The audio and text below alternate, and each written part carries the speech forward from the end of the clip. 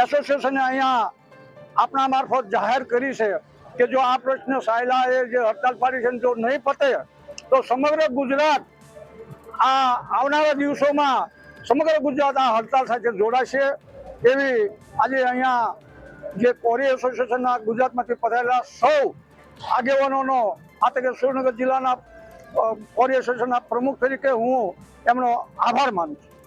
સાયલા કોરી એસોસિએશન છેલ્લા 15 દિવસથી હડતાલ પર ઉતરેલ છે।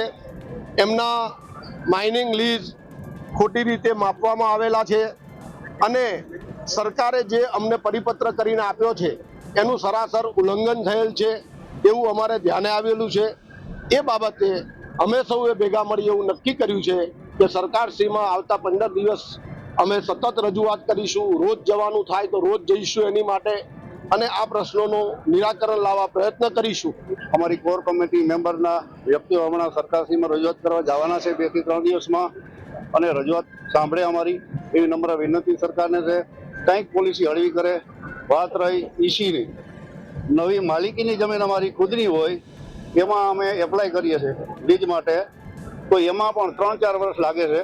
તો એની પણ કંઈ રણનીતિ એવી ઘડે કે જલ્દીથી જલ્દી સરકારની અને અમારા પ્રશ્નોનું નિરાકરણ આવે અને જલ્દીથી જલ્દી લીઝ મળે તો અમારે 1 નંબર લીગલી થઈ જવું છે।